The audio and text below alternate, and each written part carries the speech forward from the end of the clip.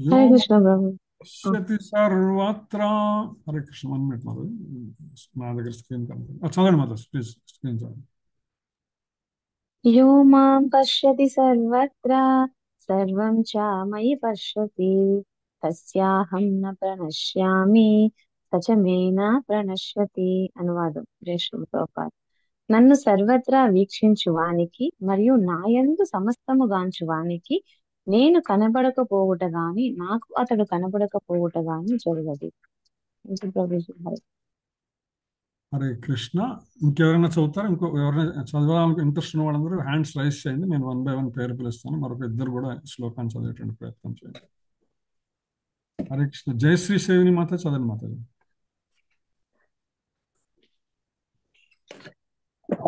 हरे कृष्ण प्रभु जी दंडवत హరే కృష్ణ దండోపాధ్యాయ. यो मां पश्यति सर्वत्र सर्वं च मयि पश्यति तस्याहं न प्रणश्यामि स च मे न प्रणश्यति మీనింగ్ మాత. భావం చదవనా ప్రభుజీ? చదవండి మాత, మీనింగ్ చదవండి మాత. నన్ను సర్వత్రా వీక్షించువానికి మరియు నా యందు సమస్తము కాంచువానికి నేను కనబడకపోవట గాని నాకు అతడు కనబడకపోవట గాని జరగదు. హరే కృష్ణ. హరే కృష్ణ. తర్వాత కనకాలి మాతాజీ చదవండి ప్లీజ్. హరే కృష్ణ ప్రభుజీ దండవత్ ప్రణామ్. హరే కృష్ణ. యో మాం పశ్యతి సర్వత్ర సర్వం చ మయి పశ్యతి తస్యాహం న ప్రణశ్యామి సచ మే న ప్రణశ్యతి. నన్ను సర్వత్రా వీక్షించువానికి మరియు నాయందు సమస్తము గాంచువానికి నేను కనపడకపోవట కానీ నాకు అతడు కనపడకపోవట కానీ జరగదు. హరే కృష్ణ ప్రభుజీ. హరే కృష్ణ. ఎవరైతే ఇందాక శ్లోకంలో ఏం చెప్పారు, భగవానుడు ఉత్తమ యోగి ఎవరైతే ఉన్నారో నన్ను అంతటా చూస్తారు, నేను నాలో అందరినీ చూస్తారు అనేటువంటి విషయాన్ని అక్కడ చెప్పుకుంటూ వచ్చారనమాట. చెప్పుకుంటూ వచ్చిన ఇక్కడ భగవానుడు ఏం చెప్తున్నాడు దానికంటే, నన్ను ఎవరైతే సర్వత్రా వీక్షించు వానికి మరియు నా యందు సమస్తమును చూసేటువంటి వానికి నేను కనపడకుండా పోవటం కానీ నాకు అతడు పోవటం కానీ జరగదు అనేటువంటి అంశాన్ని ఇక్కడ భగవానుడు స్పష్టం చేస్తున్నమాట. అంటే ఎవరైతే భగవంతుని సర్వత్రా చూస్తూ ఉంటారో, సమస్త జీవరాశిలోను సమస్త భౌతిక జగత్తులోను అణువణువులోను ఉన్నటువంటి భగవంతుని ఎవరైతే దర్శనం చేస్తారో అటువంటి వారికి భగవానుడు స్పష్టంగా దర్శనం అవుతాడు.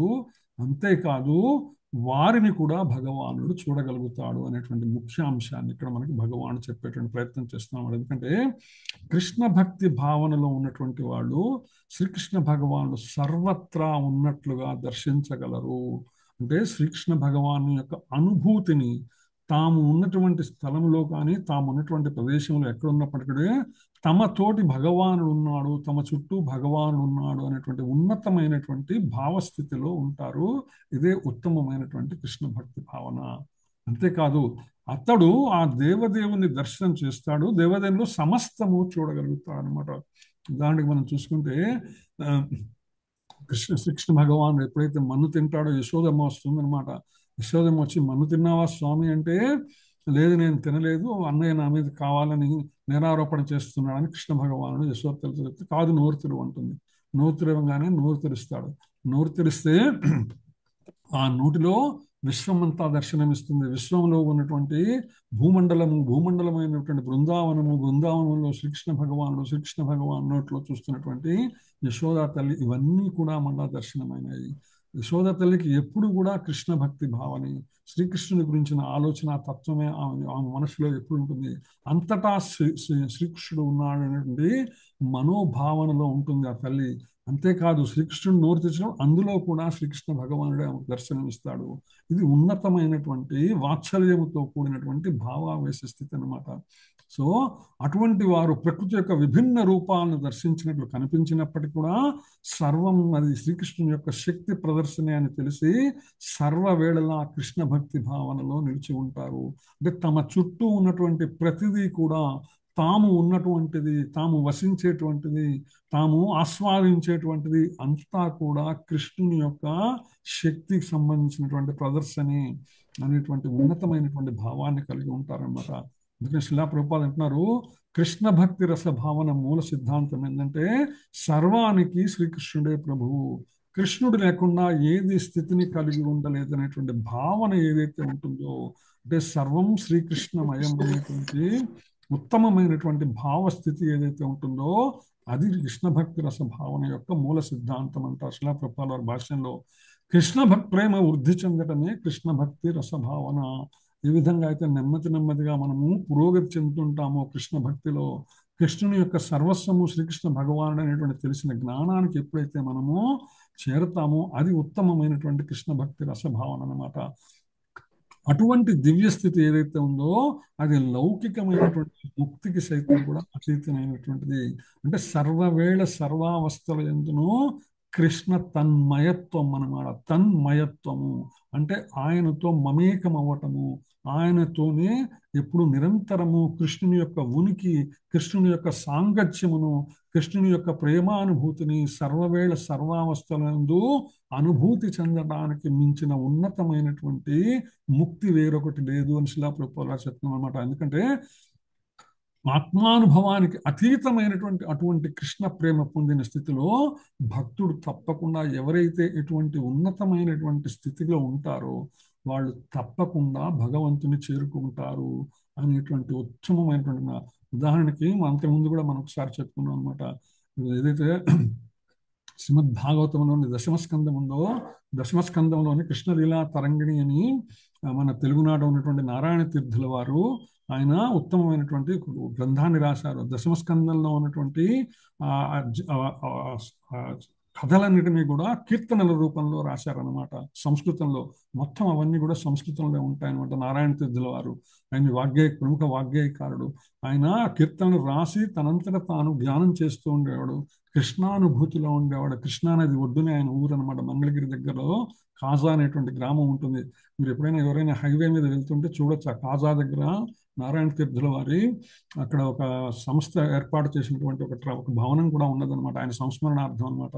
ఆయన కృష్ణా నది ఒడ్డున కూర్చొని నిరంతరము కృష్ణ కీర్తన చేస్తూ ఉండేవాడు.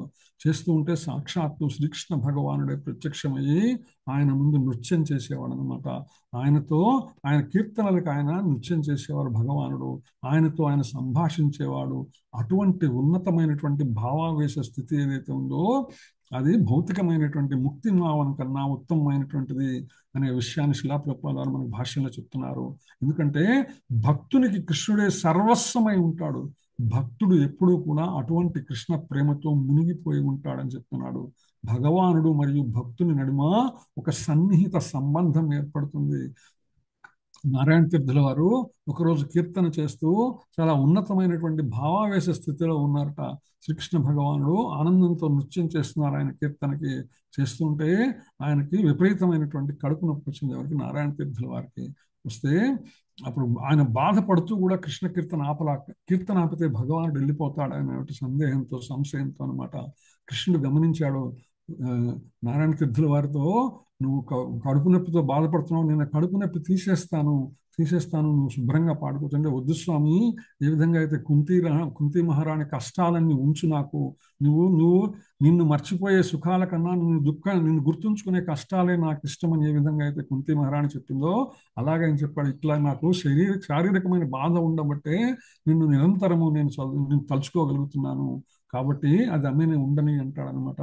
అదే సందర్భంలో భీష్ముడు కూడా ఎప్పుడైతే భీష్ముడు ఎప్పుడు కూడా భగవానుడిని తలుస్తూ ఉంటాడు, భగవానుడు కూడా భీష్ముడిని తలుచుకుంటూ ఉంటాడు అనమాట. మహాభారత యుద్ధం అయిపోయిన తర్వాత, యుద్ధం అంతా పూర్తయిన తర్వాత ధర్మరాజు యుధిష్ఠిరుడు శ్రీకృష్ణ భగవాను దర్శనార్థం వెళ్తే ఆయన ధ్యానంలో ఉంటాడు భగవానుడు అనమాట. అప్పుడు ధ్యానం నుంచి బయటికి రాగానే అడుగుతాడు ధర్మరాజు, స్వామి, అందరూ మిమ్మల్ని ధ్యానం చేస్తే మీరు ఎవరిని ధ్యానం చేస్తున్నారంటే అప్పుడు చెప్తాడు, నన్ను ఎవరు ధ్యానం చేస్తున్నారో వాళ్ళని నేను ధ్యానం చేస్తానని చెప్తాడు భగవానుడు అనమాట. అప్పుడు యుధిష్ఠిరుడు అడుగుతాడు, స్వామి, ప్రస్తుతం మీ మనసులో ఉన్నది ఎవరంటే అప్పుడు చెప్తాడు, భీష్మ పితామహుడు నా మనసులో ఉన్నాడు. ఆయన శరీరం పడిపోయినా కూడా ఇంకా ప్రాణం వదలలేదు, ఇంకా అదే స్థితిలో ఉన్నాడు అని చెప్పి ఆయన దగ్గరికి ధర్మరాజుని తీసుకెళ్ళటము, ధర్మరాజు ఆయన అనేకమైనటువంటి పరిపాలనా సంబంధమైనటువంటి ప్రశ్నలన్నీ అడగటము, ఇవన్నీ మహాభారతంలో వస్తాయి. చిట్ట చివరిగా విష్ణు సహస్రనామం గురించి ప్రస్తావించడము, అది కూడా భగవానుడు ఆయన ఎదురుగానే ఉన్నాడు, మళ్ళీ ఆయన గురించి చెప్పేది ఏముంది అంటాడు భీష్ముడు. అంటే ఇప్పుడు భీష్ముడితో భగవానుడు అంటారు అనమాట, లేదు లేదు నువ్వే చెప్పాలి అంటాడు. చెప్పాలంటే నేను ఇంత శరీరం నుంచి రక్తం అంతా కారిపోయింది, శరీరం అంతా బాణములతో తూటుతోంది, ఇంత బాధాకరమైన స్థితిలో నేను ఇవన్నీ చెప్పగలను అంటే ఆ బాధని మొత్తం నేను తీసేస్తాను, నువ్వు చెప్పు అని చెప్పి భీష్ముడికి ఆ కీర్తిని ఇవ్వాలని, భగవద్భక్తులకు ఇచ్చేటువంటి కీర్తి భగవానుడు ఎప్పుడు కూడా మర్చిపోడు. అంత ఉన్నతమైనటువంటి కీర్తిని వాళ్ళకి ఎప్పుడు ఇస్తాడు, వాళ్ళు కోరుకోకపోయినా కూడా వాళ్ళకి ఇస్తాడనమాట భగవానుడు. సో అందుకని భీష్ముడు భగవంతుడిని చూడటము, విష్ణు సహస్రనామం చెప్పమని అడిగితే దానికి ఆయన అనమాట ఏం చెప్పాలంటే నీకు ఏది తోస్తే అది చెప్పమంటాడు. ఇప్పుడు ఒక పెద్దలు చెప్తారనమాట, ఎప్పుడైతే భగవానుడు ఎదురుగా నుంచున్నాడో ఆ ఎదురుగా ఆయన రూపంలో ఏమి కనిపిస్తే అది తన నోట్లోంచి ఆయన పలికాడు, అదే విష్ణు సహస్రనామం స్తోత్రంగా మారిపోయింది అనమాట. సో అటువంటి ఉన్నతమైనటువంటి స్థితిని భగవంతుడికి భక్తునికి ఒక చక్కటి సన్నిహిత సంబంధం ఏర్పడుతుంది. అటువంటి స్థితిలో జీవుడు నశించుట గాని, భగవానుడు భక్తుని చూపు నుండి దూరం అవుట గాని జరగదు అనేటువంటి విషయం. ఎప్పుడైతే కృష్ణ భావనతో ఎప్పుడైతే సంపూర్ణంగా నిండి ఉంటాడో అటువంటి వారు ఎప్పుడు భగవంతుని వదలలేరు, భగవానుడు ఎప్పుడు వాళ్ళని వదలలేడు అనమాట. వాస్తవానికి కృష్ణుల్లో లీనమవ్వటం అనేది ఏదైతే ఉందో అది ఆధ్యాత్మిక నాశనము వంటిది. అంటే అత్యున్నతమైనటువంటి భగవంతుని యొక్క సాంగత్యము యొక్క అనుభూతి పోతుంది ఎప్పుడైతే భగవంతునిలో కలవాలి అనుకోవడం అనమాట. అంటే తాను కూడా భగవంతునిలో కలిసి భగవానునిలాగా భోగమును అనుభవించాలని అనేటువంటి ఆలోచన ఏదైతే ఉందో అది ఆధ్యాత్మికంగా నాశనం చేసేటువంటి స్థితిని శిలా ప్రభుపాదులు ఖచ్చితంగా చెప్తారు భాష్యంలో. అందుకనే భక్తుడైనటువంటి వాళ్ళు ఎప్పుడు కూడా అటువంటి ప్రమాదాన్ని కొని తెచ్చుకోరు. భక్తులైనటువంటి వాళ్ళు ఎవరు కూడా భగవంతునిలో ఐక్యం అవ్వాలి అనేటువంటి భావన వాళ్ళకు ఉండదు. భగవంతుని సాంగత్యం కోసమే వాళ్ళు ఎప్పుడు కూడా నిరంతరము, భగవంతుని సేవ కోసమే వాళ్ళు ఎప్పుడు కూడా నిరంతరము చూస్తూ ఉంటారనేటువంటి విషయాన్ని శిలా ప్రభుపాదులు వారు భాష్యంలో చెప్తున్నారు అనమాట. సో స్మృతులు కూడా బ్రహ్మ సంహితలే, అందుకే బ్రహ్మ సంహిత చెప్తుంది ప్రేమాంజన చురిత భక్తి విలోచనేన సంత సదైవ హృదయేషు విలోకయంతి యం శ్యామ సుందరమచించ గుణస్వరూపం గోవిందం ఆది పురుషం తమహం భజామి. ప్రేమాంజనమును కనులకు పూసుకొని ఉన్న భక్తులచే సదా వీక్షించేటువంటి ఆది దేవుడైన గోవిందుని నేను భజింతును. భక్తుని హృదయములో అతడు తన నిత్యమైన శ్యామసుందర రూపంతో సదా దర్శితమై ఉండును, చూడగలుగుతారనే విషయాన్ని చెప్తారనమాట. సో బ్రహ్మ సంహితలో బ్రహ్మదేవుడు కానీ భక్తుని చూపునికి శ్రీకృష్ణుడు ఎన్నడూ కూడా దూరము కాడు, ఎప్పుడు కూడా వారితోనే ఉంటాడు, వారిలోనే ఉంటాడు. అలాగే భక్తుడు కూడా శ్రీకృష్ణ భగవాన్ని దృష్టి నుంచి దూరంగా పోడు. భక్తునికి స్వామి దూరం కాడు, స్వామికి భక్తుడు ఎప్పుడు దూరం కాడు. దేవదేవుడు అయినటువంటి శ్రీకృష్ణుని హృదయస్థ పరమాత్మగా వీక్షించే యోగి విషయంలో ఇది తప్పకుండా వర్తిస్తుంది. అంటే భగవానుడు నాలోనే ఉన్నాడు, నాతోనే ఉన్నాడు అనేటువంటి భావన ఏదైతే ఉందో, పరమాత్మానుభూతి ఏదైతే ఉందో ఇది తప్పకుండా తెలిసినటువంటి అనుభూతిని పొందినటువంటి యోగికి ఇది వర్తిస్తుంది. అటువంటి యోగి క్రమంగా శుద్ధ భక్తునిగా మారి హృదయంలో శ్రీకృష్ణుని చూడకుండా క్షణకాలం కూడా జీవించలేని స్థితికి వస్తాడు అనే విషయాన్ని శిలా ప్రభుపాదులు వారు చెప్తూ ఈ యొక్క శ్లోకం యొక్క భాష్యాన్ని ముగించారు. సో అలా చెప్పుకుంటూ తర్వాత శ్లోకంలోకి మనం ప్రవేశిద్దాం.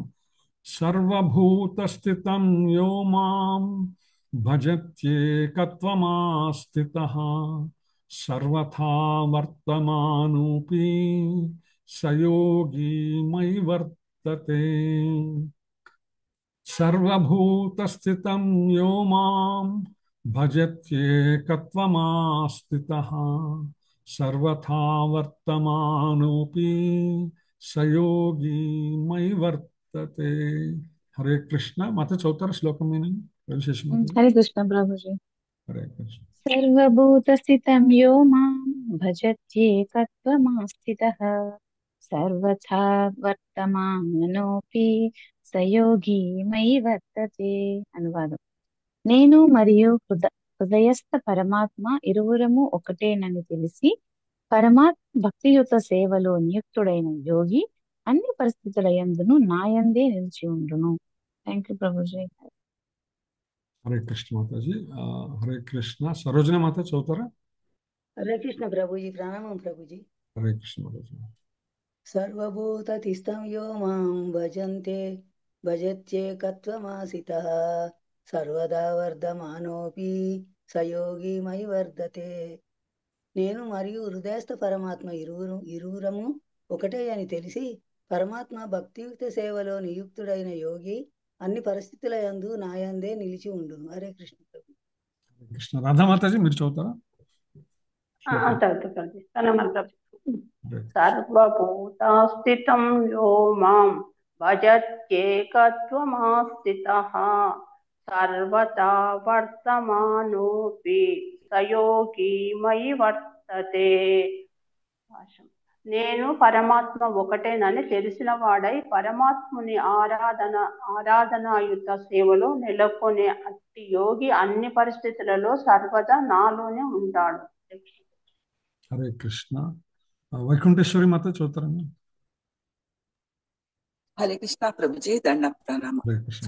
సర్వభూత స్థిత యో మా భజంతే కత్వమాస్థితః సర్వదా వర్తమానోపి సయోగి మాయా వర్తతే. నేను మరియు హృదయస్థ పరమాత్మ ఇరువురును ఒకటేనని తెలిసి పరమాత్మ భక్తియుక్త సేవలో నియుక్తుడైన యోగి అన్ని పరిస్థితులలో యందును నాయందే నిలిచి ఉండును. హరే కృష్ణ. హరే కృష్ణ. సో నేను మరియు హృదయస్థ పరమాత్మ అంటే శ్రీకృష్ణ భగవానుడు ప్రతి జీవి యొక్క హృదయంలో ఉండేటువంటి పరమాత్మ ఇద్దరము ఒకటే అని తెలిసినటువంటి పరమాత్మ భక్తియుత సేవలో నియుక్తుడైనటువంటి వాడు ఎవరైతే ఉన్నారో అటువంటి యోగి అన్ని పరిస్థితులలో కూడా నా యందే నిలిచి ఉంటారు, అంటే నాతోనే ఉంటారు అనేటువంటి, అంటే తనలో ఉన్నటువంటి పరమాత్మ సకల జీవరాశిలో ఉన్నారు అనేటువంటి జ్ఞానమును అనుభూతి చెందినటువంటి వ్యక్తి ఎవరైతే ఉన్నారో, అంటే వినటం వేరండి, మనం వింటాం ఎస్ నాలో ఉన్నవాడు పరమాత్మ, నా చుట్టుపక్కల ఉన్నటువంటి జీవరాశిలో కూడా పరమాత్మ ఉన్నాడు, భగవద్గీతలో చెప్పారు, మనకు తెలుసు. కానీ ఇది మనం అనుభూతి చెందుతున్నామా లేదా, ఇది ఇంపార్టెంట్ అనమాట. అంటే ఎప్పుడు మనం ఇతర జీవులను ఇతర జీవరాశిని చూసినప్పుడల్లా వారిలో ఉన్నటువంటి పరమాత్మ మనకు దర్శనమిస్తున్నాడా లేదా, ఇది ఉత్తమమైనటువంటి భావస్థితి అన్నమాట. అటువంటి యోగి ఎవరైతే ఉన్నారో అన్ని పరిస్థితులలో కూడా నాలోనే ఉంటారు అనేటువంటి విషయాన్ని ఇక్కడ భగవాన్ చెప్తున్నాడు. అందుకని ముఖ్యాంశం ఏంటంటే ఉత్తమ యోగి పరమాత్మ శ్రీకృష్ణుడు ఇద్దరు ఒక్కళ్ళే అని తెలిసి ఆ పరమాత్మని ఆరాధిస్తూ సేవిస్తూ ఎల్లవేళలా అతనితోనే స్థితి కలిగి ఉంటారు అనే విషయాన్ని చెప్తున్నారు అనమాట శిలా ప్రభుపాద భాష్యంలో. సో పరమాత్మ ధ్యానం ఏదైతే ఉందో అది ప్రాముఖ్యంగా శిలా ప్రభుపాద వారి భాష్యంలో ప్రస్తావిస్తూ యోగి అయినటువంటి వారు ఎవరైతే ఉన్నారో శ్రీకృష్ణుని యొక్క సంపూర్ణ అంశ అయినటువంటి శంఖ చక్ర గదా పద్మము దాచిన చతుర్భుజ విష్ణువుగా హృదయంలో దర్శిస్తారనమాట. పరమాత్మ దర్శన, పరమాత్మ ఏ విధంగా స్థితమై ఉంటాడో మన శరీరంలో అనాహత చక్రము నుంచి విశుద్ధ చక్రము దాకా సుమారుగా 8 అంగుళములు అనమాట. ఎవరి ధ్యానం వాళ్ళకండి సుమారుగా, అంటే అనాహత చక్రము నుంచి విశుద్ధ చక్రము దాకా విస్తరించి ఉంటాడు పరమాత్మ. ఎలా ఉంటాడు, ఏ రూపంలో ఉంటాడు, శంఖ చక్ర గదా పద్మములు చతుర్భుజములతో ఉంటారు పరమాత్మ స్వరూపం అనమాట ప్రతి జీవి హృదయంలో. యోగి ఆ విష్ణు రూపం ఏదైతే ఉన్నదో అది శ్రీకృష్ణునికి భిన్నము కాదని తెలిసి ఉంటారు, రెండు కూడా ఒకటే అనమాట. మళ్ళా భీష్మాచార్య దగ్గరికి వస్తే భీష్ముడు అనమాట శ్రీకృష్ణ భగవాను దర్శనంగా ఉంటే చిట్ట చివరిలో శ్రీకృష్ణ భగవాను కోరుతాడు భీష్ముడు అనమాట. ఏమనంటే, స్వామి మీ ద్విభుజ రూపంతో ఎంతో ముగ్ధ మనోహరముగా ఉన్నప్పటికీ కూడా ఒక్కసారి నేను నీ యొక్క చతుర్భుజ రూపాన్ని చూడాలని ఉన్నది అని కోరుకుంటాడనమాట.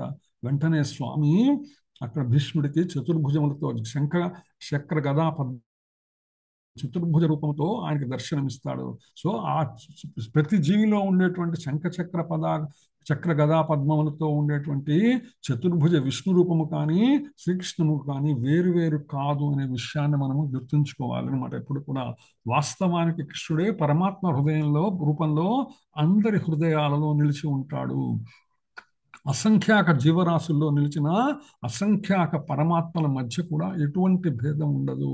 అంటే నా శరీరము తేడా ఉన్నది కాబట్టి, నా దేహము తేడా ఉన్నది కాబట్టి నాలో ఉండేటువంటి పరమాత్మ జంతువులలో ఉండేటువంటి పరమాత్మ ఇతర జీవులలో ఉండేటువంటి పరమాత్మ తేడా ఉంటుంది అనే భావనే అక్కర్లేదండి. ప్రతి జీవిలో ఉండేటువంటి ఆ జీవి యొక్క పరిమాణమును అనుసరించి పరమాత్మ రూపము ఒక్కటిగానే అంతటా కూడా విస్తుంది అనమాట. అంతటా కూడా ఒకే రకంగా ఉంటుంది. శ్రీకృష్ణ భగవాన్ని దివ్యమైనటువంటి భక్తియుత సేవలో నియుక్తుడైనటువంటి కృష్ణ భక్తి రసభావితునికి మరియు పరమాత్మ ధ్యానంలో నిలిచినటువంటి పూర్ణ యోగికి ఎటువంటి భేదము లేదు అనే విషయాన్ని శిలా ప్రభుపాద వారు భాష్యంలో మనకు వివరిస్తున్నారు. ఎవరైతే నిరంతరము కృష్ణ భక్తి సేవనలో ఉంటారో అతను కానీ, లేదా ఎవరైతే నిరంతరము అష్టాంగ యోగ విధానము ద్వారా తనలో ఉన్నటువంటి పరమాత్మ స్వరూపము మీద స్థితము కలిగి ఉంటారో వీరిద్దరికి కూడా తేడా లేదండి. రెండు ఒకటే సమానమైనటువంటివే. అంటే భక్తి యోగము, అష్టాంగ యోగము కానీ భక్తి యోగము కానీ భగవద్ దర్శనము కలిగించినప్పుడు ఏదైనా సరే ఉత్తమమైనటువంటి మార్గమే ఉంటుంది. కృష్ణ భక్తి భావన ఏదైతే ఉందో, యోగి భౌతికంగా అనేక కర్మలు చేస్తున్నప్పటికీ కూడా సదా కృష్ణుని పైన ధ్యానం కలిగి ఉంటారన్నమాట. అనే భౌతికంగా మనకు వాళ్ళు అన్ని రకములైనటువంటి కర్మలు చేస్తున్నట్టు కనిపించవచ్చు, కానీ వాస్తవానికి వారి మనస్సు ఎప్పుడు కూడా ఆ భగవంతుని యొక్క పాదార బిందముల మీదే స్థితమై ఉంటుందన్నమాట. ఇదే విషయాన్ని రూపగోస్వామి భక్తిరసామృత సింధువులో చెప్తున్నారు. నిఖిలాస్వపి అవస్థాసు జీవన్ముక్త స ఉచ్యతే. కృష్ణ భక్తి యందు చరించేటువంటి భక్తుడు అప్రయత్నంగా ముక్తుడే అవుతున్నాడు. కేవలం కృష్ణ భక్తి మార్గములో ఉండటం వలన ఉన్నతమైనటువంటి ముక్తి చాలా అప్రయత్నంగానే వచ్చేటువంటి అవకాశం ఉన్నదనే విషయాన్ని ఇక్కడ చెప్పేటువంటి ప్రయత్నం చేస్తున్నారు అనమాట. సో ఇదే విషయాన్ని నారద పంచరాత్రంలో కూడా చెప్పడం జరిగిందని శిలా ప్రభుపాద వారు తమ భాష్యంలో తెలియజేస్తున్నారు. దిక్కాలాజ్య నవిచ్ఛిన్నే కృష్ణే చేతో విధాయ చ తన్మయో భవతి క్షిప్రం జీవో బ్రహ్మణి యోజయేత్. సర్వవ్యాపియు మరియు దేశకాలాతీతుడు అయినటువంటి శ్రీకృష్ణుని దివ్య రూపంపై ధ్యానం కావించువాడు కృష్ణుని భావములోని నిమగ్నుడై తదనంతరము ఆ భగవానుని దివ్య సాహచర్యం అనేటువంటి ఆనంద స్థితిని పొందగలడు. సర్వవ్యాపి అయినటువంటి భగవంతుణ్ణి, దేశకాలాతీతుడు శ్రీకృష్ణ భగవాన్ని దివ్య రూపం మీద ఎవరైతే ధ్యానం చేస్తారో వారు నిరంతరము కృష్ణ భావనలోనే నిమగ్నమై ఉంటారు. వారు ఎప్పుడూ కూడా కృష్ణ భావనలోనే ఉంటారు. తదనంతరం ఆ భగవాన్ దివ్య సాహచర్యాన్ని అప్రయత్నంగానే వాళ్ళు పొందుతారనే విషయాన్ని నారద పంచరాత్నంలో కూడా చెప్పడం జరిగింది అనే విషయాన్ని శిలా ప్రభుపాద వారు మనకు వివరిస్తున్నారు. కృష్ణ భక్తి భావన యోగ పద్ధతి ఏదైతే ఉందో ఇది అత్యున్నతమైనటువంటి సమాధి స్థితి. శ్రీకృష్ణుడు పరమాత్మ రూపంలో అందరి హృదయాల్లో ఉన్నాడనేటువంటి అవగాహన ఏదైతే ఉందో ఇది యోగిని దోషరహితం చేస్తుంది అన్నమాట. దానికి ఉదాహరణగా శిలా ప్రభుపాద వారు గోపాలాతాపంజోపనిషత్తులు చెప్తున్నారు. ఏకోపి సన్ బహుదాయోవ భాతి. భగవానుడు ఏకమైనను అసంఖ్యాక హృదయములలో బహురూపునిగా నిలిచి ఉన్నాడు, విస్తరించి ఉన్నాడు. సర్వజీవులలో కూడా భగవానుడు విస్తరించి ఉన్నాడు, అనంతమైనటువంటి రూపములతో విస్తరించి ఉన్నాడు. వేదములు కూడా ఆ భగవానుని అచింత శక్తి నిరూపిస్తున్నాయని స్మృతి శాస్త్రంలోని ఒక విషయాన్ని శ్లోకాన్ని శిలా ప్రభుపాద వారు ప్రస్తావిస్తున్నారు. ఏక ఏవ పరో విష్ణు సర్వవ్యాపీ న సంశయ ఐశ్వర్యాద్రూపమేకం చ సూర్యవద్ బహుదేతే. విష్ణువు ఏకమైనా కూడా నిశ్చయంగా సర్వత్రా వ్యాపించి ఉన్నాడు. ఒకే సమయంలో సూర్యుడు అనేక ప్రదేశాలలో ఉదయించినట్లుగా అతడు ఏకరూపుడైనను తన అచింత శక్తితే సర్వత్రా నిలిచి ఉంటాడు. సూర్యుడు ఒక్కడే. సూర్యుడు ప్రతి ఊళ్ళో ఒక్కొక్క సూర్యుడు ఉండరండి. భారతదేశం లాంటి దేశంలో ఉత్తరాన ఉన్నటువంటి కాశ్మీర్ నుంచి దక్షిణాన ఉన్నటువంటి కన్యాకుమారి దాకా ఉదయించే సూర్యుడు ఒకే రకంగా కనిపిస్తాడు. ఒకటే సూర్యుడు అక్కడ కనిపించినా ఇక్కడ కనిపించినా. ఇది చాలా దూరం ఉంది కన్యాకుమారికి కాశ్మీర్, కానీ కాశ్మీర్లో ఒక సూర్యుడు, కన్యాకుమారిలో ఒక సూర్యుడు ఉన్నాడు. అలాగే భగవానుడు కూడా ఒక్కడే అయినా కూడా ఆయన సర్వత్రా వ్యాపించి ఉంటాడు. కేవలం భగవంతుని శక్తి రూపమైనటువంటి పాక్షిక శక్తి రూపమైనటువంటి సూర్యునికే అంత విశేషమైనటువంటి శక్తి ఉంటే ఆ సూర్యునికి ఆ శక్తినిచ్చినటువంటి భగవత్ శక్తి ఎంత విస్తారమైనది, విశేషమైనది. అందుకని భగవానుడు ఒక రూపుడైన తన శక్తి వలన అంతటా కూడా వ్యాపించి ఉంటాడు అనే విషయాన్ని ఇక్కడ శిలా ప్రభుపాద వారు మనకు భాష్యంలో తెలియజేసేటువంటి ప్రయత్నం చేస్తున్నారు. అది తెలుసుకుంటూ మనం తర్వాత శ్లోకంలోకి ప్రవేశిద్దాం. ఆత్మౌపమ్యేన సర్వత్రా సమం పశ్యతి యోర్జున సుఖం వా యది వా దుఃఖం సయోగి పరమో మతః. ఆత్మౌపమ్యేన సర్వత్రా సమం పశ్యతి యోర్జున సుఖం వా యది వా దుఃఖం సయోగి పరమో మతః. హరే కృష్ణ మాత, చౌతర మాత. హరే కృష్ణ ప్రభుజీ. ఆత్మౌపమ్యేన సర్వత్ర సమం పశ్యతి యోర్జున సుఖం వా యది వా దుఃఖం సయోగి పరమో మతః. అనువాదం.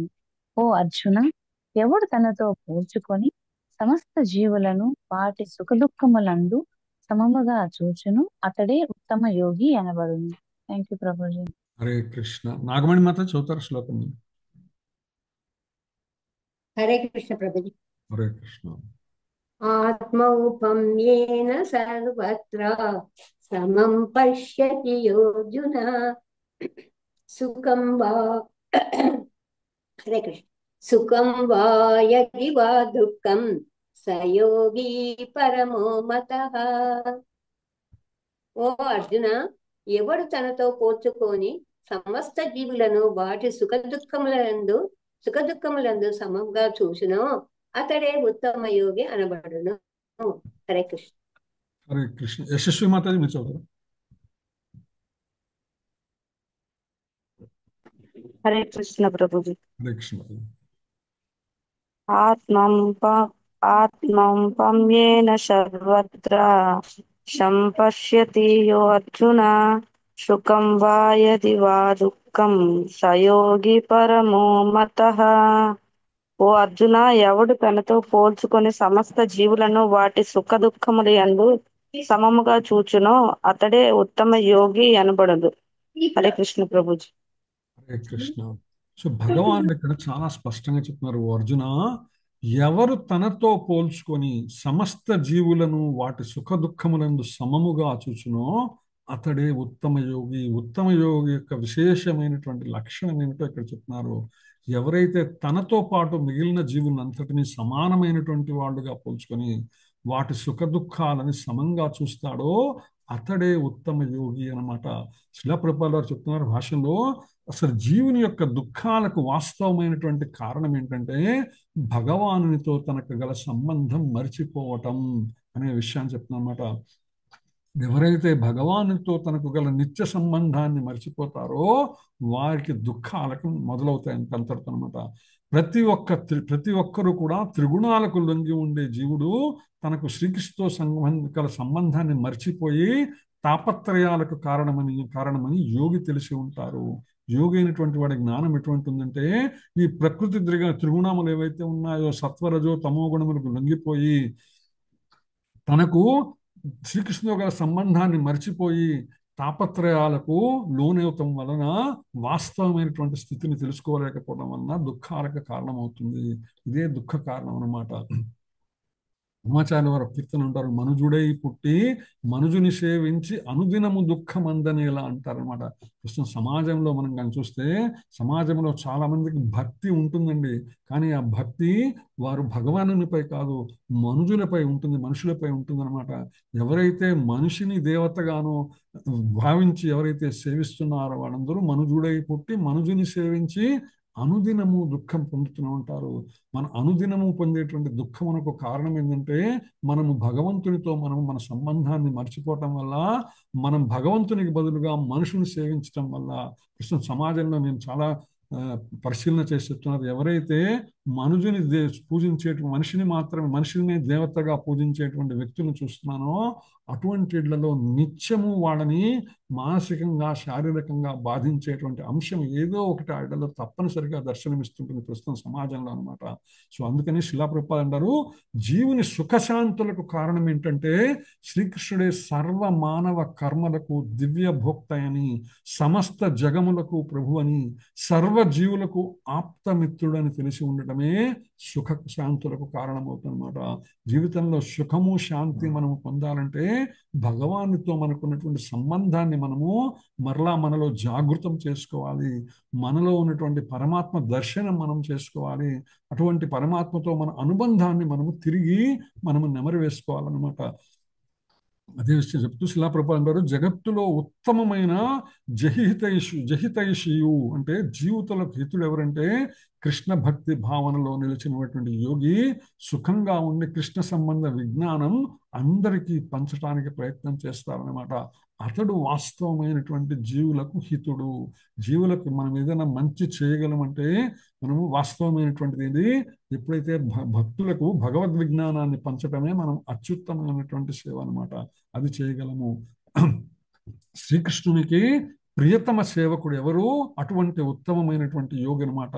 మానవులందరూ కృష్ణ భక్తి రసభావితులు కావాల్సిన అవసరాన్ని ఎవరైతే నిరంతరం ప్రచారం చేస్తూ ఉంటారో వారు నాకు అత్యంత ప్రియమైనటువంటి వారు అని భగవానుడే భగవద్గీతలో చెప్తాడు.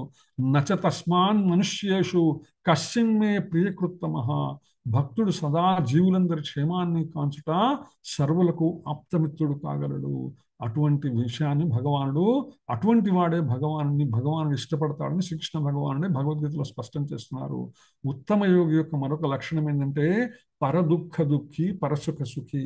ఎవరైతే ఇతరుల దుఃఖమును చూసి తాను దుఃఖిస్తాడో, ఎవరైతే ఇతరుల సుఖమును చూసి తాను సుఖిస్తాడో అతడు ఉత్తమమైనటువంటి యోగి అన్నమాట.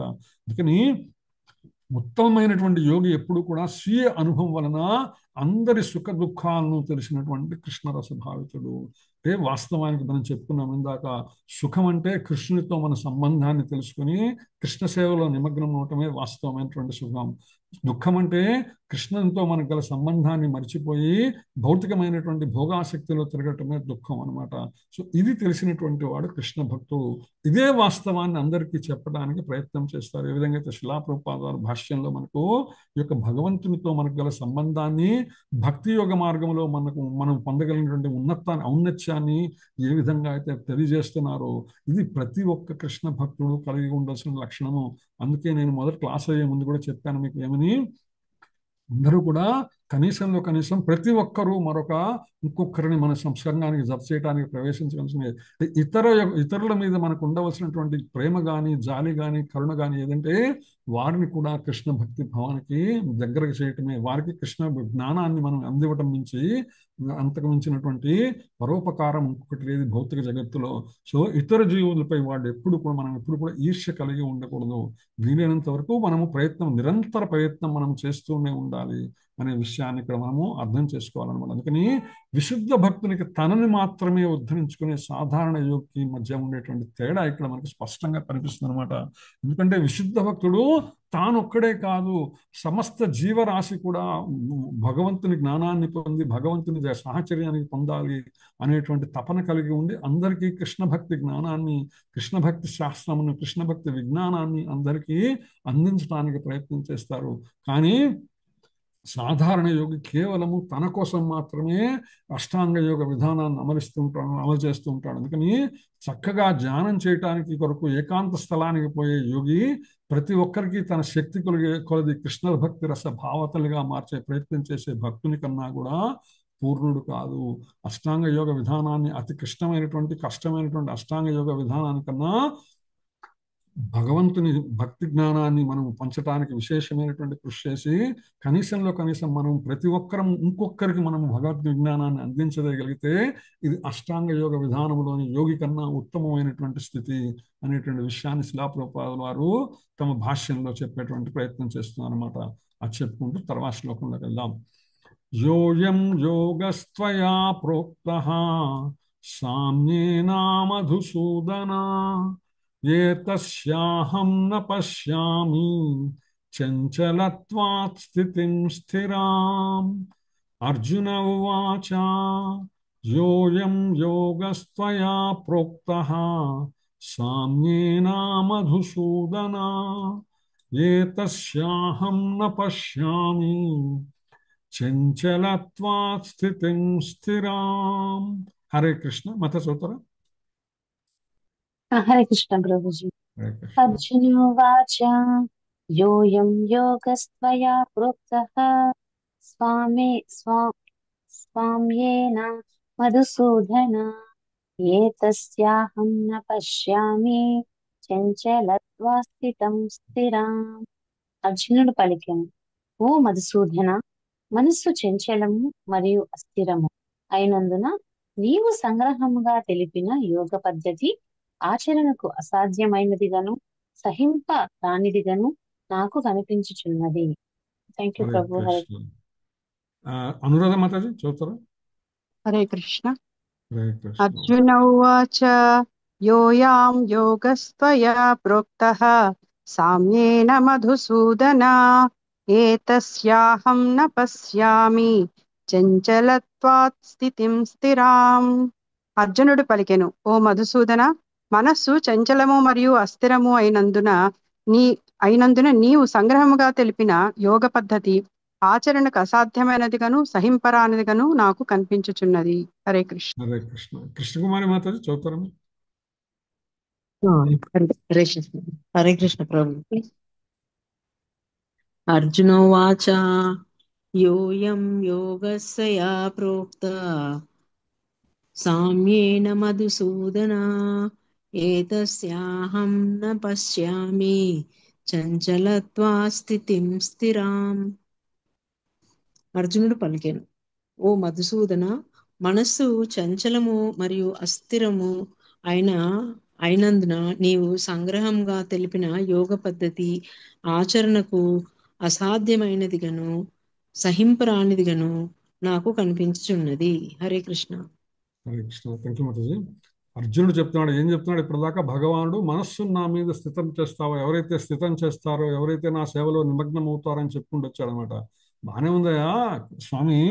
అర్జునుడు అంటాడు, ఓ మధుసూదన, మనస్సు చంచలము మరియు అస్థిరము, ఎప్పుడు కూడా ఒక చోట నిలిచి ఉండదు కదా. అటువంటిది నీవు సంగ్రహంగా తెలిపిన యోగ పద్ధతి ఏదైతే ఉందో, చాలా క్లుప్తంగా చెప్పావు. అష్టాంగ యోగ విధానాన్ని ఇప్పటిదాకా చెప్పుకుంటూ వచ్చావు. ఆచరణకు అసాధ్యమైనదిగాను సహింపరానిదిగాను నాకు కనిపిస్తుంది. ఇది అంత సులభంగా కనిపించట్లేదు నువ్వు చెప్పినటువంటి అష్టాంగ యోగ విధానం అనేటువంటిది ఏదో అనమాట. ఇది కలియుగంలో సాధ్యమవుతుందా అనే విషయాన్ని ప్రస్తావిస్తూ శిలాప్రపాలు అంటారు, ఈ యొక్క శుచౌ దేశే 11వ శ్లోకము నుంచి యోగి పరమః అనేటువంటి గత శ్లోకంలో 32వ శ్లోకం దాకా ఏదైతే ఉందో ముగిసే యోగ పద్ధతిని శ్రీకృష్ణుడు అర్జునుడికి వివరించాడు. ఇది అష్టాంగ యోగ విధానాన్ని మొత్తాన్ని వివరించాడు 11వ శ్లోకం నుంచి 32వ శ్లోకం దాకా. అయితే అర్జునుడు అనుకుంటున్నాడు అనమాట, ఇది సాధన చేయడానికి నేను తగినటువంటి వాడు కాదనేటువంటి అర్జునుడు ఈ యొక్క విషయాన్ని ప్రస్తావిస్తున్నారు, ఆయన ప్రశ్నిస్తున్నారు అనమాట. ఇది ఏందో చూడబోతుంటే నా వల్ల అయ్యట్లేదు అనేటువంటి విషయాన్ని అర్జునుడు చెప్తూ, కలియుగంలో మనం ప్రత్యేకంగా మన యుగానికి కనుక వస్తే సాధారణ మానవుడు ఎవరు కూడా ఇంటిని వదిలిపెట్టి కొండల్లోనూ అడవుల్లోనూ ఏకాంత స్థలానికి పోయి యోగాభ్యాసం చేయటం సాధ్యం కాదు ప్రస్తుత కాలంలో. ఒకటేంటంటే కొండలలోకో ఏదైతే అడవులు ఏవైతే ఉన్నాయో ఇవన్నీ కొన్ని నిషిద్ధ ప్రాంతాలు ఉంటాయి, ప్రభుత్వం అనుమతించదు. ఇంకోటి, ప్రభుత్వం అనుమతించకుండా ఎప్పుడైతే మనం కొండలలో అడవులలోకి వెళ్ళి ఉంటున్నామో అప్పుడు మనని ఏదో తీవ్రవాదులుగా పరిగణించేటువంటి అవకాశం ఉంది. అందుకని ప్రస్తుత కాలంలో ఇది సాధ్యమయ్యేటువంటిది. అడవులకో కొండలకో వెళ్ళి ఏకాంత స్థలానికి పోయి అష్టాంగ యోగ విధానాన్ని యోగాభ్యాసం చేయడం అంత సులభమైనటువంటి విషయం కాదనమాట. ఎందుకంటే స్వల్ప జీవితం కోసం చాలా చిన్నదైనటువంటి త్రేతాయుగం నుండి కృతయుగంలోని వేల సంవత్సరాలతో పోలిస్తే ప్రస్తుత కలియుగంలో మన యొక్క మానవ యొక్క జీవనకాల పరిమితి కేవలము 120 సంవత్సరాలే. స్వల్ప జీవితం కోసం తీవ్ర సంఘర్షణ అనేది ఈ యొక్క యుగ లక్షణము. ఎందుకంటే ఇది కలియుగము, కలహయుగము, నిత్యము కలహములతో కూడినటువంటిది. మనలో కూడా ఉండేటువంటి కలహములకు సంబంధించిన యుగ లక్షణం అన్నమాట ఇది.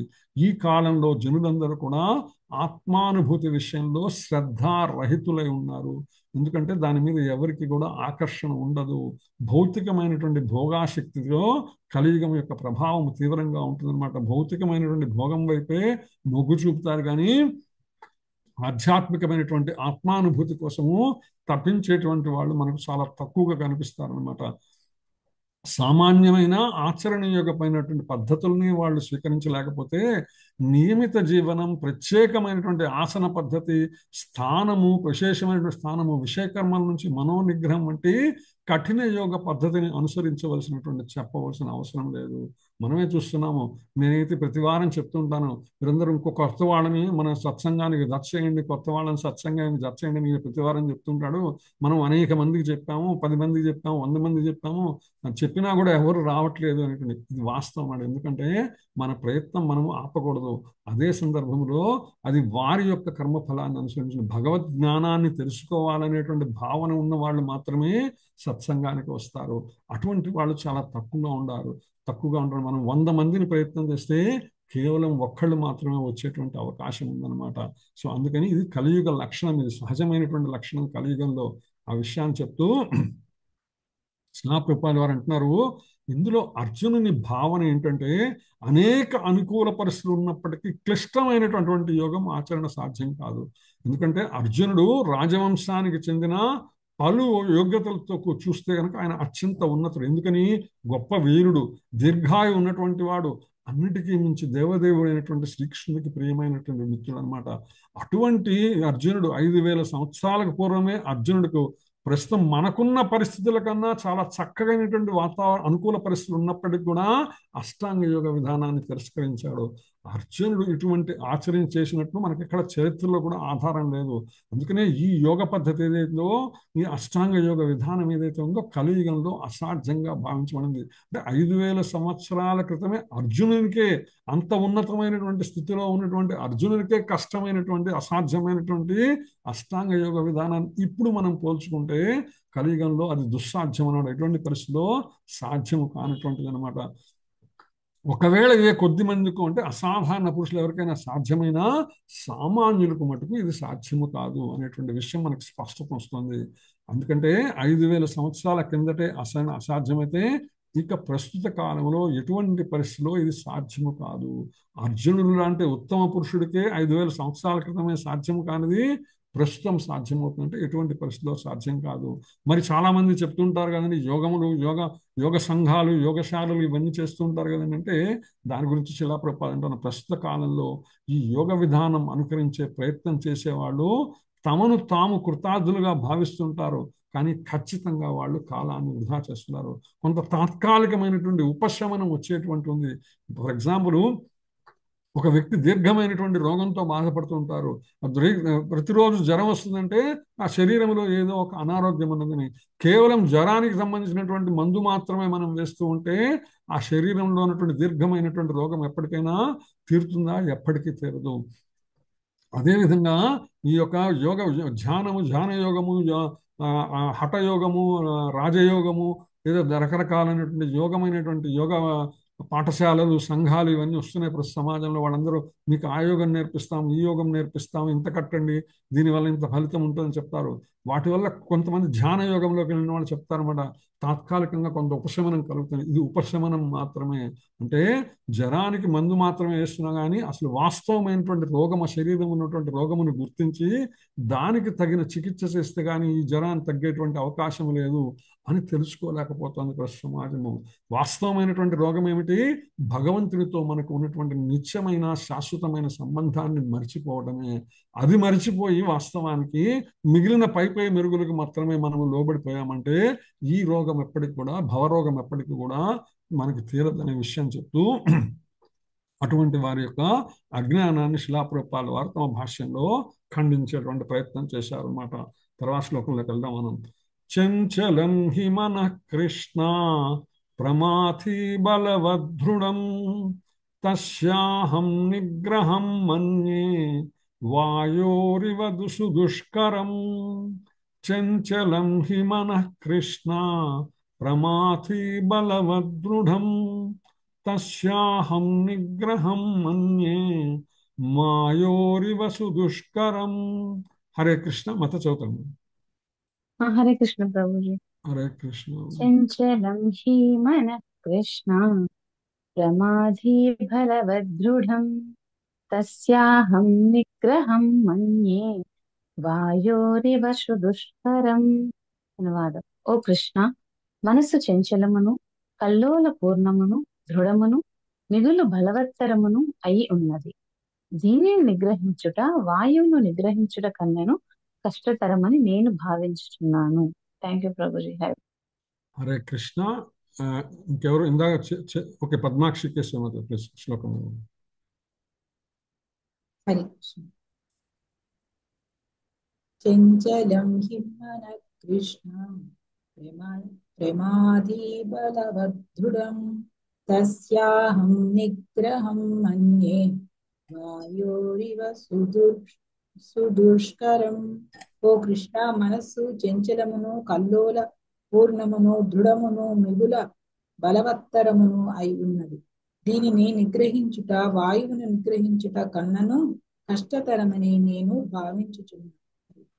హరే కృష్ణ. ఇంకెవరైనా ఇంకొకళ్ళు ప్లీజ్ హరే కృష్ణ. ప్రణామం. వచ్చాను.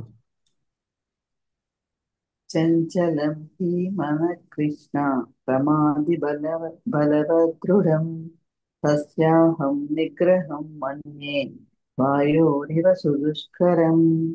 ఓ కృష్ణ, మనస్సు చంచలమును కల్లోల పూర్ణమును దృఢమును మిగుల బలవత్తరమును అయి ఉన్నది. దీనిని నిగ్రహించుట వాయువును నిగ్రహించుట కన్నను కష్టతరమని నేను భావించుచున్నాను. హరే కృష్ణ. Thank you. కృష్ణ. అర్జునుడు అష్టాంగ యోగ విధానము కష్టమనే విషయాన్ని చెప్తూ ఎందుకు కష్టమో కూడా చెప్తున్నాడు. ఎందుకంటే మనస్సు ఏదైతే ఉందో ఈ అష్టాంగ యోగ విధానానికి ప్రధానమైనటువంటి మనస్సు స్థితి ఏదైతే ఉందో ఇది చంచలమైనటువంటిది, కల్లోల పూర్ణమైనటువంటిది, దృఢమైనటువంటిది, మిగుల బలవత్తరమైనటువంటి, చాలా బలం కలిగినటువంటి మనస్సు అనమాట. దీనిని నిగ్రహించడం వాయువుని నిగ్రహించడం కన్నా కూడా కష్టతరమని నేను భావిస్తున్నాను. గాలిని మనం ఒక చోట పట్టి ఉంచలేమండి, అంతా కూడా. అది ఏమాత్రము కొంచెము వెంట్రుకవాసి రంధ్రం వచ్చినా కూడా దాంట్లో వెళ్ళిపోతుంటుంది వాయువు అనమాట. సో అదే విధంగా మనస్సు కూడా ఉన్నది. ఎంత కఠినంగా దాన్ని మనం నియంత్రించాలని ప్రయత్నించినా అది అనేక రకమైనటువంటి అంశాల వాటి వైపు దాని దృష్టి వెళ్ళిపోతుంది, మనస్సు వ్యాపిస్తూ ఉంటుంది అనమాట. అందుకని ఇక్కడ శిలా ప్రభుపాదుల భాషలో చెప్తున్నారు, వాస్తవానికి బుద్ధి అనేది ఏంటంటే ఏదైతే మనస్సును నిర్దేశించాలి. కానీ బలమైన దృఢమైన మనస్సు అంటువ్యాధి ఏ విధంగా ఔషధ శక్తిని సైతం అతిక్రమిస్తుందో జీవుని బుద్ధిని సైతం అది కొన్నిసార్లు అతిక్రమిస్తుంది. ఏది మనస్సు అనమాట. బుద్ధి ఏదైతే ఉందో అది వాస్తవానికి మనస్సును అదుపు చేయాలి. కానీ అంటువ్యాధి వచ్చినప్పుడు ఏ విధంగా అయితే అది మందులకు కూడా లొంగదో, సామాన్యమైనటువంటి మందులకు కూడా, ప్రత్యేకంగా మనం చూసాం, మన కోవిడ్ లాంటిది వచ్చినప్పుడు సామాన్యమైనటువంటి మందులకు లొంగలాది, చివరికి వ్యాక్సిన్ లాంటిది ఇంకొక కొత్త రకమైనటువంటి వ్యాక్సినేషన్ తీసుకుని వస్తే కానీ దానివల్ల అది కంట్రోల్ అయ్యేటువంటి పరిస్థితి రాలా. సో అట్లాగే మనస్సు కూడా చాలా దృఢమైంది, బలమైంది. వాస్తవానికి అది బుద్ధి యొక్క ఆధీనంలో ఉండాలి, కానీ అది బలమైంది, దృఢమైంది కావడంతో బుద్ధి అంటే విచక్షణ కలిగినటువంటిది. ఏది మంచి, ఏది చేయదు, ఏది చేయాలి, ఏది చేయకూడదు అని తెలిపేటువంటి విచక్షణ జ్ఞానం కలిగినటువంటి బుద్ధి ఆధీనంలో మనసు ఉండాలి. కానీ వాస్తవానికి భౌతిక జగత్తులో మనస్సు ఆధీనంలోనే బుద్ధి ఉంటుందన్నమాట. అంటే భగవద్గీత క్లాస్కి వెళ్ళాలా, సత్సంగానికి వెళ్ళాలా, లేకపోతే ఇంకొకళ్ళు ఎవరో వేరే కార్యక్రమానికి దేనికో పిలిచారు ఫంక్షన్కి వెళ్ళాలా, అక్కడ ఫంక్షన్కి వెళ్తే రకరకాల తినుబండాలు ఉంటాయి, చాలా మందితో కాసేపు మాట్లాడుకోవచ్చా, లేదా సినిమాలకు వెళ్ళేటువంటి ప్రయత్నం, లేదా సత్సంగానికి వెళ్తే కనీసం ఒక శ్లోకాన్ని కూడా మనం అర్థం చేసుకునే భావన వచ్చినప్పుడు బుద్ధి ఏం చెప్తుంది, సత్సంగానికి వెళ్ళాలి, నువ్వు వెళ్తేనే నీ యొక్క ఆత్మాభివృద్ధి జరుగుతుందని చెప్తుంది. కానీ మనస్సు ఏం చేస్తుందంటే అక్కడ మాయా ప్రభావం చాలా అట్రాక్టివ్గా కనిపిస్తుందన్నమాట. చక్కని వాతావరణము, చక్కని అక్కడ సాగ తినుబండారాలు ఇవన్నీ ఆకర్షిస్తుంటాయి. అటువైపు మనస్సు వెళ్ళమని మనల్ని ఫోర్స్ చేస్తుంటుంది అనమాట. సో అందుకని ఇటువంటి బలమైన మనస్సును ఏదైతే ఉందో దాన్ని యోగ పద్ధతిలో నియంత్రించడం అనేటువంటిది సాధ్యమైనటువంటి విషయమా అని అర్జునుడికి ఇక్కడ సందేహం అనమాట. అందుకని అర్జునుడు చెప్తున్నాడు, ఇటువంటి యోగాభ్యాసం నాకు చూడటానికి ఆచరణ యోగ్యంగా లేదు అని చెప్తున్నాడు అర్జునుడు మాట. అర్జునుడే ఆ మాట చెప్తే ప్రస్తుత కాలంలో మనలాంటి సాధారణ మనుషుల గురించి చెప్పాల్సిన అవసరమైంది. ఈ శ్లోకంలో చెప్పినటువంటి గాలి ఉదాహరణ చాలా సమంజసంగా ఉందన్నమాట. ఎందుకంటే శిలాప్రపాదం అన్నారు, ఏ విధంగా అయితే మనం వాయువుని బంధించలేమో, కల్లోలమైన పూర్ణంతో కూడినటువంటి మనస్సును నిరోధించడం కూడా అత్యంత కష్టతరం అని చెప్తున్నారు. అటువంటి మనస్సును నిరోధించడానికే శ్రీ చైతన్య మహాప్రభు ఉపదేశించినటువంటి భవతారకం అంటే హరే కృష్ణ మహామంత్రము. ఆ మంత్రాన్ని నమ్రతతో కీర్తించడము అత్యంత సులభమైనటువంటి మార్గం అనమాట. అందుకని ఏదైతే అంబరీష్ మహారాజు చెప్పినటువంటి సవై మనః కృష్ణ పదార విందయో అనేటువంటి విధానం ఏదైందో అది ఇక్కడ నిర్దేశించబడింది. ప్రతి ఒక్కరూ కూడా తమ మనస్సుని శ్రీకృష్ణుని పైన సంలగ్నము చేయవలసిందే. ఎప్పుడైతే మన యొక్క ఇంద్రియములన్నీ కూడా భగవత్ సేవలో నియంత్రితమవుతాయో అప్రయత్నంగానే మనస్సు కూడా వాటి చుట్టూ చేరిన వాటితో కలిసి కూడినటువంటి మనస్సు కూడా భగవంతునిపై లగ్నమవుతుంది. ఆ సమయంలో మనస్సును కలతపరిచే ఏ కార్యాలు కూడా జీవునికి వచ్చేటువంటి అవకాశం లేదనమాట. వాస్తవానికి జగత్తులో అనేక అవరోధాలతో సంఘర్షణ పడే మానవుని మనస్సును నిగ్రహించడం అత్యంత కష్టమైన కార్యం. ఎవరైనా సరే కృత్రిమంగా ఎవరైనా శత్రుమిత్రులపై సమాన వైఖరిని కలిగి ఉంటే లౌకికుడు మాత్రం ఆ విధంగా చేయలేడు. అంటే భౌతిక జగత్తులో శత్రుమిత్రులను సమానంగా చూసేటువంటి స్థితి అంత సులభముగా ఎవరికీ రాదనమాట. బయటికి వాళ్ళు కనిపించినప్పటికీ అది ఆచరణ సాధ్యమయ్యేటువంటి విషయం కాదు. అందుకు కారణం మనసును నిగ్రహించడం అనమాట. అది అత్యంత కష్టమైన విషయం. అందుకే శిలాప్రభుపాద వారు కఠోపనిషత్తులోని ఒక శ్లోకాన్ని ఇక్కడ ప్రస్తావిస్తున్నారు. ఆత్మానం రథినం విద్ధి శరీరం రథమేవచ బుద్ధింతు సారథిం విద్ధి మనఃప్రగ్రహమేవచ ఇంద్రియాణి హయానాహు విషయాంస్తేషు గోచరాన్ ఆత్మేంద్రియ మనోయుక్తం భోక్తేత్యాహుర్మనీషిణః. దేహమును రథములో జీవుడు ప్రయాణికుడు కాగా బుద్ధి రథచోదకుడై ఉన్నాడు. మనస్సు రథాన్ని నడుపు సాధనం కాగా ఇంద్రియములు అశ్వములై ఉన్నాయి. ఈ విధంగా జీవుడు మనస్సు మరియు ఇంద్రియముల సంగత్వములతో భోక్త అవుచున్నాడని మనులచే అవగాహన చేసుకునబడింది అని కఠోపనిషత్తు అంటే వేదవాక్యం అనమాట. మీరు కనుక ఈ పిక్చర్ని కనుక చూస్తే ఇది మొత్తము కూడా మానవుని శరీరము కనుక అనుకుంటే, మానవ శరీరం అనేటువంటి శరీరం అనుకుంటే 5 ఇంద్రియాలు ఏవైతే ఉన్నాయో కళ్ళు, ముక్కు, చెవి, నాలుక, స్పర్శ అనమాట. ఇవి 5 జ్ఞానేంద్రియములు ఏమున్నాయో ఈ 5 కూడా మనస్సు చేత కళ్యాలు వేయబంటే, మనస్సుతో కనెక్ట్ అయ్యే విధంగా కళ్యాలు అనేటువంటి మనస్సుతో బందీలై ఉంటాయి. ఆ కళ్ళెం ఎవరి చేతుల్లో ఉండాలి? అది బుద్ధి చేతుల్లో ఎప్పుడు కూడా ఉండాలన్నమాట. ఆ బుద్ధి చేతుల్లో ఉంటే ఆత్మ సరైనటువంటి ప్రయాణం చేసేటువంటి అవకాశం ఉంది. ఎప్పుడైతే ఆ బుద్ధిని కాదని మనస్సు ప్రవర్తిస్తుందో 5 ఇంద్రియములు కూడా 5 రకాలైనటువంటి భోగములను, సుఖములను అనుభవించాలనేటువంటి ప్రయత్నం, భౌతిక భోగం అనుభవించాలనేటువంటి ప్రయత్నం చేస్తాయన్నమాట. అటువంటి సందర్భంలో బుద్ధి జ్ఞానం పోతుందన్నమాట. మనస్సు మీదకి లోబడినటువంటి బుద్ధి విచక్షణాశక్తిని కోల్పోతుంది. ఆత్మ యొక్క గమ్యము అనిశ్చిత అవుతుందన్నమాట. ఎక్కడికి చేరుతుందో ఆత్మకి తెలియనటువంటి పరిస్థితి వస్తుందన్నమాట. ఆత్మ పూర్తిగా భౌతికంతో కూడినటువంటి స్థితిలోకి జారిపోతుంది అనే విషయాన్ని ఇక్కడ శిలాప్రభుపాద వారు కఠోపనిషత్తులోని శ్లోకాన్ని ప్రస్తావించడం ద్వారా మనకు వివరించేటువంటి ప్రయత్నం చేశారు. అందుకనే శ్రీమద్ భాగవతంలో అంబరీష్ మహారాజ్ తెలిపిన విధంగా సవై మనః కృష్ణ పదారవిందయోర్ వచాంసి వైకుంఠ గుణానువర్ణనే కరౌ హరేర్మందిర మార్జనాదిషు శృతించాకారచ్యుత సత్కయోదయే ముకుందల్ గలయ దర్శనే దృశౌ తద్భృత్య గాత్ర స్పర్శే సంగమం ఘ్రాణంచ తత్పాద సరోజ సౌరభే శ్రీమత్ తులస్యా రసనాం ప్రదర్పితే పాదౌ హరే క్షేత్ర పదానుసర్పణే శిరో హృషికేశ పదాభివందనే కామం చ దాస్యే నతు కామ కామ్యాయ యథోత్తమ శ్లోక జనాశ్రయారతి అనేటువంటి విషయం ఇక్కడ ప్రస్తావించబడింది అనమాట. అంబరీష్ మహారాజు తన ఇంద్రియములను, జ్ఞానేంద్రియములను, కర్మేంద్రియములను ఏ విధంగా భగవంతుని సేవలో వినియోగించాడనేటువంటి అంశాన్ని శ్రీమద్ భాగవతము 9వ స్కందము 4వ అధ్యాయంలోని 18, 19, 20 శ్లోకాలు మనకు స్పష్టత చేస్తాయన్నమాట. అదేవిధంగా ఒకవేళ అలా చేయకపోతే ఏముంటుందో మనకి కనుక తెలుగులో కనుక మనం శ్రీమద్ భాగవతం పోతన గారి భాగవతంలో కనుక చూస్తే హరిభక్తి రహితుల హేత అని 2వ స్కందంలో వస్తుందన్నమాట. విష్ణు కీర్తనములు వినని కర్ణంబులు కొండ బిలములు కోలయేశ చక్రి పద్యంబులు చదువని జిహ్వలు కప్పల జిహ్వలు కౌరవేంద్ర శ్రీమనోనాథు వీక్షింపని కన్నులు కేకిపించాక్షులు కీర్తిదయిత కమలాక్షు పూజకు గాని హస్తంబులు శవము హస్తంబులు సత్యవచన అంటారు. అంటే విష్ణువుని యొక్క కీర్తన విననటువంటి చెవులు ఏవైతే ఉన్నాయో కొండలకు ఉండేటువంటి రంధ్రాలు, గుహలు ఎటువంటివో అటువంటివి అనమాట. చక్రి అయినటువంటి భగవంతుని యొక్క పద్యాలు చదివినటువంటి నాలుకలు ఏవైతే ఉన్నాయో, ఈ విధంగా కప్పలు బెకబెకమంటుంటాయో వాటికి మనకి తేడా ఏమి ఉండదు. భౌతికమైనటువంటి భావనతోనే నోరు ఎప్పుడు కదులుతుంటే కప్పల దరుపులు లాంటివి అవి కూడా అనమాట. భగవత్ సంబంధమైనటువంటి పదములను, కీర్తనను చేసేటువంటిది వాస్తవమైనటువంటి నోరు. శ్రీ మనోనాథు వీక్షింపని కన్నులు కేకిపించాక్షులు. నెమలిపించానికి కన్నులు ఉంటాయి, అవి చూడగలవా?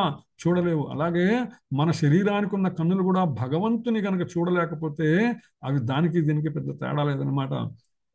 కమలాక్షుని పూజించినటువంటి హస్తాలు, చేతులు ఏవైతే ఉన్నాయో శవానికి ఉన్న హస్తాలతో సమానం. ఇక మిగిలిన కార్యక్రమాలు ఎన్ని చేసినప్పటికీ కూడా భగవంతుని సేవించటానికి చేయించిన చేతులు ఏవైతే ఉన్నాయో వాటికి శవముతోని హస్తాలకి పెద్ద తేడాలన్నమాట. హరిపద తులసి దళామోద రతిలేని ముక్కు పంది ముక్కు ముని చరిత్ర.